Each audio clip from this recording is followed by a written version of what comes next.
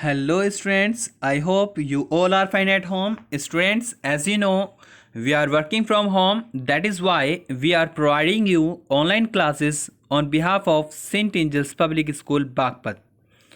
Student, today here we go with chapter 4 of English main course book of class 7. This is the chapter. The title of the chapter is The Spirit of Youth. Student, we have already discussed about the first part of this chapter. Today we are going to talk about chapter the second part of this chapter. So before starting the second part, first of all, let's take the review of part 1. Students, this chapter is not only a chapter, it's a speech. This is a speech which was given by a great personality of India, Dr. APJ Abdul Kalam. Abdul Pakir Jainul Abdin Abdul Kalam made this speech in front of the students during 2013. So let's take the review of this chapter. Students, before talking about the first part, first of all, I just want to remind you some important and basic information, basic facts about Dr. APJ Abdul Kalam. Student, he was born on 15 October 1931 in Rameshwaram. It is very important. You must learn the date of birth of Dr. APJ Abdul Kalam. So I repeat, on which date? 15 October 1931. Okay, and he was also became the 11th president of India, and his duration was 2002 to 2007. 2002 से 2007 तक 2007 तक भी वो भारत के राष्ट्रपति रहे. And he got his education from Madras Institute of Technology. He completed his engineering from this institute, and this institute was attached from Anna University. Madras Institute of Technology, Anna University was his institute from where he got the technical education. And if I talk about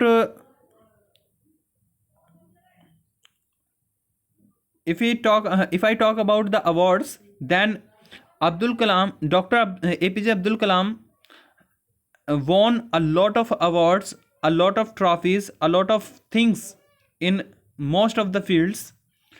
And one of them, which is very important, that is Bharat Ratna and Padam Bhushan are some of their great awards. He was a great Indian scientist, and he was died on 27 July 2015.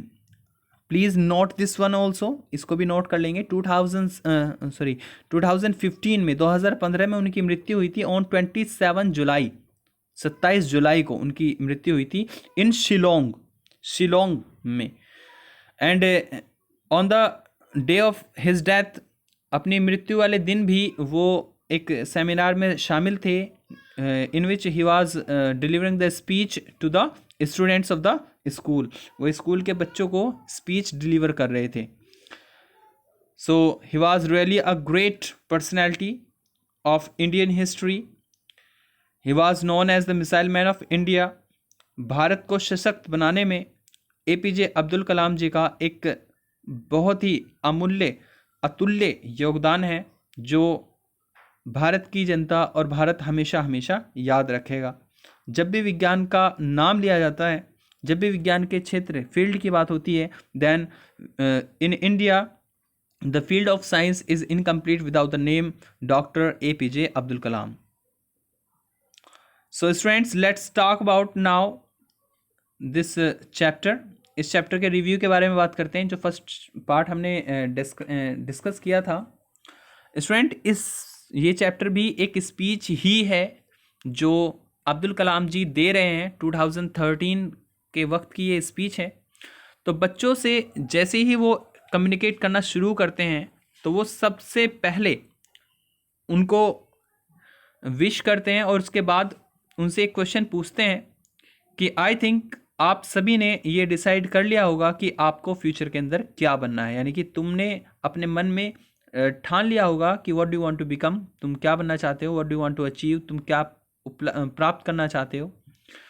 तो वो आगे कुछ suggestion देते हैं कि life में कुछ भी अगर अचीव करना है, कुछ भी अगर प्राप्त करना है, अगर किसी को सक्सेस होना है तो वो 4 स्टेप हमेशा फॉलो ज़रूर करें। और वो प्रूवन स्टेप्स हैं। प्रूवन मीन्स साबित हुए, यानी कि जो पहले से सिद्ध हुए, जो उन्होंने अपनी लाइफ में सिद्ध होते देखे हैं, वो 4 स्टेप्स वो शेयर करते हैं उन स्टूडेंट्स के साथ। तो उनमें पहला जो स्टेप था वो क्या था कि अपनी लाइफ में 20 की एज से पहले पहले अपना एक एम डिसाइड करो, अपना एक गोल बनाओ, अपना एक एम बनाओ, अपना एक लक्ष्य चुनो। कब? 20 ईयर्स से पहले पहले, 20 साल की उम्र से पहले पहले, कि आप क्या बनना चाहते हो, आप अपनी लाइफ में क्या करना चाहते हो, आप किस फील्ड में आगे जाना चाहते हो। You must completely aware of this topic. तुम्हें इस बारे में पूरी जानकारी होनी चाहिए कि तुम आगे लाइफ में क्या करना चाहते हो। और ये डिसीज़न हमें 20 एज से, यानी कि 20 साल की उम्र से पहले पहले ले लेना चाहिए। This is the first step to get the achievements. आगे वो सेकेंड स्टेप के बारे में क्या कहते हैं?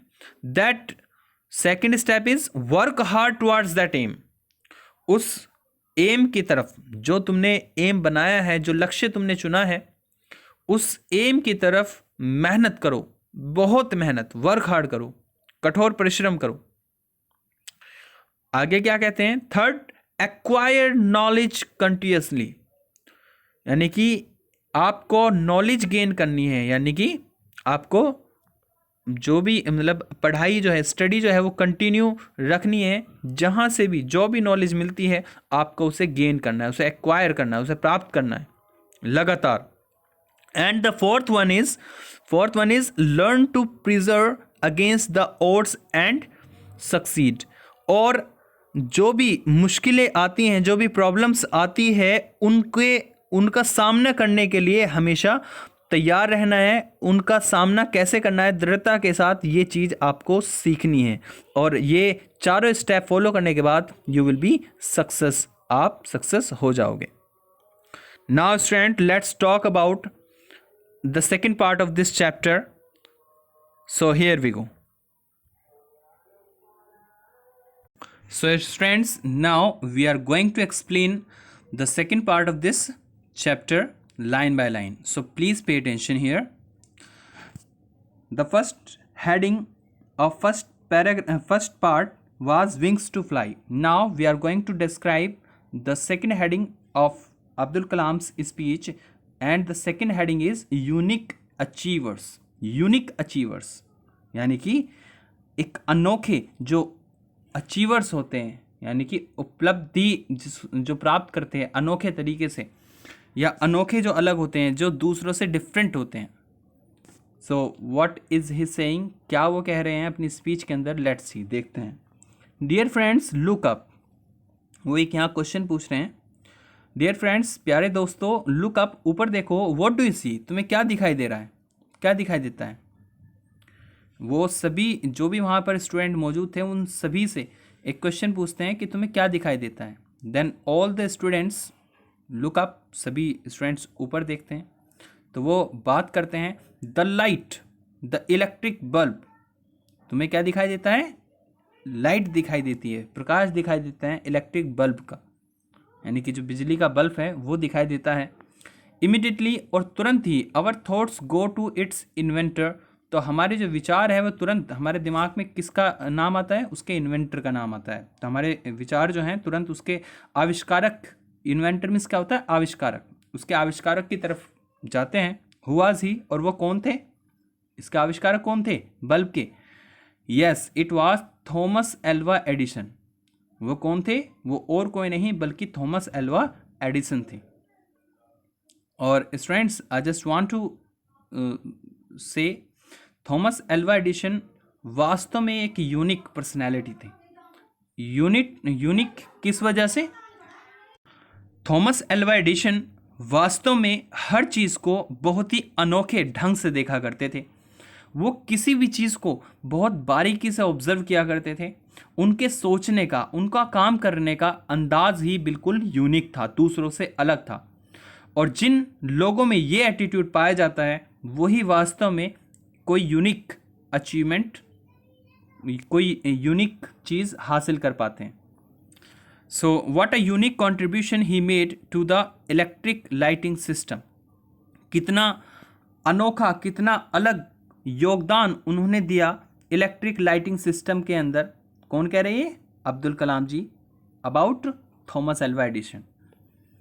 आई am remembering a story about Thomas Alva कि एक बार उन्होंने उनकी जो वो जब स्कूल में थे तो एक टीचर उनसे ये क्वेश्चन पूछता है।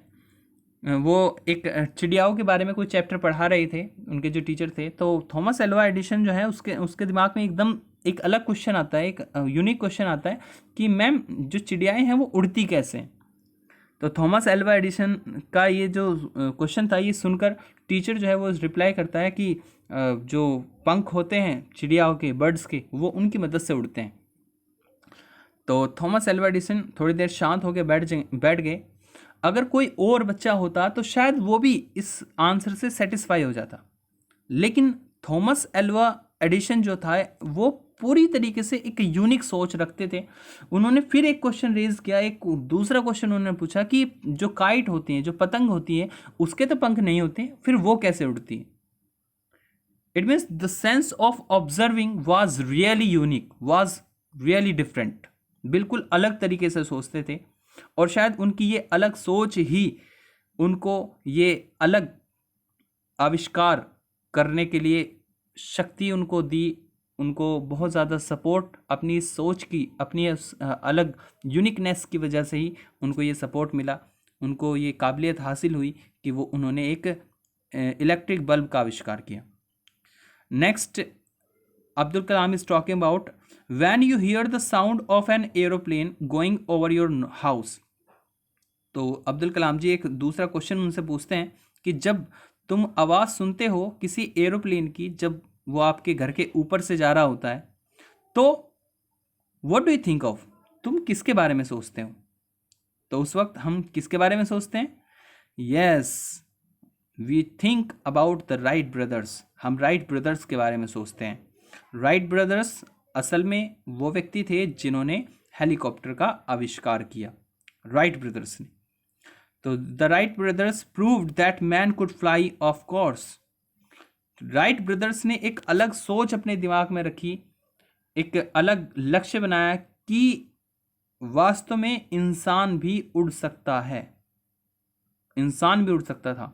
उन्होंने ये सोचा दिमाग में, और ये सोच बिल्कुल ही अलग थी।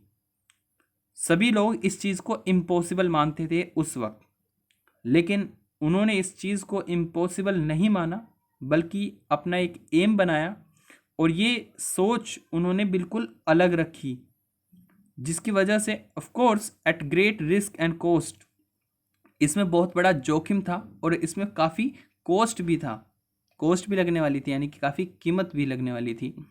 तो it was really risky and costly, but they did it. लेकिन उन्होंने ये कर दिखाया, उन दोनों ने ही ये कर दिखाया। उन्होंने एक पहला जो एरोप्लेन है वो बना के दिखा दिया दुनिया को in 1903, 17 December. Who does the telephone remind you of. Telephone जो है वो तुम्हें किसकी याद दिलाता है? If you talk about telephone, आजकल मोबाइल फ़ोन आप यूज़ करते हैं, तो ये जो मोबाइल फ़ोन है या टेलीफोन जो होते हैं, ये तुम्हें किसकी याद दिलाते हैं? ऑफ कोर्स ये किसने डेवलप किए थे फर्स्ट टाइम? आजकल जो मोबाइल्स हैं वो बहुत ही एडवांस टेक्नोलॉजी के हो गए हैं, लेकिन अगर हम थोड़े दिन पहले जाएंगे तो इनका जो इंफ्रास्ट्रक्चर था, यानी कि इनका जो फॉर्मेशन था, वो भी बिल्कुल अलग था, वो भी बिल्कुल डिफरेंट था। तो उस वक्त टेलीफोन किसने डेवलप किया था? Of course the one and only Alexander Graham Bell. ये जो आप इस इमेज में देख रहे हो, this is the oldest, the first telephone which was developed by the great Alexander Graham Bell. ये ग्राहम बेल जी के द्वारा बनाया गया सबसे पहला फ़ोन था, टेलीफोन था, जो उन्होंने फर्स्ट टाइम इन्वेंट किया था।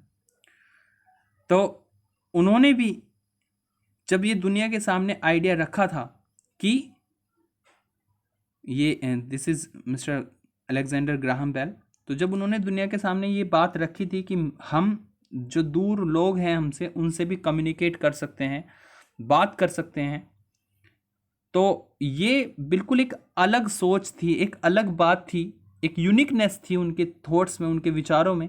तब दुनिया को भी लगा था कि ये बेकार है, ये जो है ये एक इमेजिनरी थिंग्स है, यानी कि एक काल्पनिक चीज़ है, इट कांट बी, ये हो ही नहीं सकता, इट इज़ इम्पॉसिबल। लेकिन उन्होंने अपनी उस यूनिक सोच की वजह से, अपने उस अलग विचारों की वजह से ही उस असंभव काम को संभव कर दिखाया। नाउ लेट्स सी अहेड, आगे क्या होता है। अब्दुल कलाम जी आगे और एग्जाम्पल देते हैं। When everybody considered sea travel a tough experience, one unique person thought otherwise. जब उस वक्त हर एक इंसान जो सी ट्रैवल था, यानी कि समुद्री यात्रा जो थी, उसको कंसिडर करता था, यानी कि उसको समझता था ए टफ एक्सपीरियंस, यानी कि एक बहुत ही कठिन अभ्यास, यानी कि बहुत ही कठिन मानता था सी ट्रैवलिंग को, समुद्री यात्रा को। One unique person thought otherwise, उस वक्त एक अलग, एक यूनिक इंसान ने थोड़ा अलग सोचा। During his long voyage from the United Kingdom to India, और अपनी एक लंबी यात्रा के दौरान, लंबी यात्रा जो उन्होंने कहाँ से कहाँ तक की थी, United Kingdom to India, United Kingdom to India. उस वक्त ही थॉट ऑफ मैनी क्वेश्चंस, उसने बहुत सारे क्वेश्चन उसके दिमाग में आते थे, उसके दिमाग में बहुत सारे प्रश्न उठते थे। एंड ही वंडर्ड वाई, और उन्हें ये चीज़ आश्चर्यचकित करती थी कि वाई, कि क्यों द होरिजन, होरिजन मीन्स क्या होता है, क्षितिज, क्षितिज, क्षितिज क्या होता है, क्षितिज is the position where the sky and the sea seems touching each other. वो जगह जब हम दूर से किसी चीज़ को देखते हैं तो ऐसा लगता है जैसे आकाश जो है वो धरती को छू रहा है। तो जब वो समुद्र की यात्रा कर रहे थे, तो समुद्र की यात्रा करते वक्त उन्होंने देखा कि जहाँ आकाश और समुद्र मिलते दिखाई देते हैं, वो क्षितिज जो है, where the sky and sea meet looks blue, वो ब्लू क्यों दिखाई देता है, यानी कि वो नीला क्यों दिखाई देता है। He began to research this, उन्होंने इस पर रिसर्च करना शुरू किया। His research resulted in the phenomena of scattering of light, और उनकी इस रिसर्च, उनकी इस खोज का जो परिणाम हुआ वो क्या हुआ, स्कैटरिंग ऑफ लाइट का फिनोमिना उन्हें पता लगा। यानी कि जो लाइट है, जो प्रकाश है, वो स्कैटरिंग करता है। स्कैटरिंग मीन्स होता है फैलना, यानी कि चारों तरफ बिखरता है। He was our own sir C V Raman, और वो व्यक्ति कोई और नहीं बल्कि हमारे खुद भारतीय scientist doctor CV. Raman ji थे। एंड ही वॉज अवॉर्डेड, उन्होंने इस बेहतरीन खोज को जब दुनिया के सामने रखा तो ही वॉज अवॉर्डेड, उन्होंने बताया दुनिया को कि जो धूप है, जो प्रकाश है, उसके अंदर सिर्फ एक रंग नहीं होता बल्कि अलग अलग तरह के रंग होते हैं, जिनको उन्होंने स्कैटर करके दिखाया, यानी कि अलग अलग करके भी दिखाया। And he was awarded the Nobel prize, और उनको नोबेल प्राइज़ से सम्मानित किया गया फॉर हिज वर्क, अपने इस काम के लिए। Another unique achiever was a great lady of science, एक और अनोखी जो अचीवर है वो है एक ग्रेट लेडी, एक महान महिला जो विज्ञान जगत की हैं, हु डिस्कवर्ड रेडियम, जिन्होंने रेडियम की खोज की थी। And she von not one but 2 Nobel prizes, one for physics and another for chemistry, और उन्होंने ना केवल एक बल्कि 2 नोबेल प्राइज उन्होंने जीते, एक फिजिक्स के लिए, एक भौतिक विज्ञान के लिए, एंड अनदर फॉर केमिस्ट्री, और दूसरा केमिस्ट्री के लिए, रसायन विज्ञान के लिए। हु वाज शी, और वो कौन थी? Yes, she was madam Curie. Madam Curie इनका नाम है। Madam Curie discovered radium while she was doing research on the effect of radiation on the human system. Madam Curie ने रेडियम की खोज की जब वो रिसर्च कर रही थी कि रेडिएशन का ह्यूमन सिस्टम पर क्या इफ़ेक्ट, क्या प्रभाव पड़ता है। उस वक्त इस रिसर्च के दौरान उन्होंने एक रेडियम नाम के पदार्थ की खोज की। The same radiation which she discovered, और यही रेडिएशन जो था, यही जो रेडिएशन था जो जिसकी इन्होंने खोज की थी, अफेक्टेड हर, इस रेडिएशन ने उनको अफेक्ट किया, उन पर बुरा प्रभाव डाला, जिसकी वजह से शी सेक्रीफाइज्ड हर लाइफ, उन्होंने अपना बलिदान दे दिया। सेक्रीफाइस में से होता है त्याग कर देना या बलिदान कर देना, यानी कि वो इसी रेडिएशन की वजह से मारी भी गई, यानी कि वो इस रेडिएशन के शिकार हो गई, जिसकी वजह से she sacrificed her life while trying to relieve human. Relieve means होता है राहत पहुंचाना, ह्यूमन मीन्स मनुष्य को। तो जब वो मनुष्य मानव को, यानी कि मानव जीवन को दर्द, पेन एंड सफरिंग, दर्द से राहत पहुंचाने की कोशिश कर रही थी, उस वक्त इस रेडिएशन से ग्रस्त होने के कारण, इस रेडिएशन का शिकार होने के कारण उनको अपना जीवन भी त्यागना पड़ा। So this was the end of second part of the chapter in which the Dr. APJ Abdul Kalam is making the speech. It is end of second part. Student, we will meet you again in the next part of the video. Till then, I advise you, please stay at home, be safe. Thank you. Have a nice day.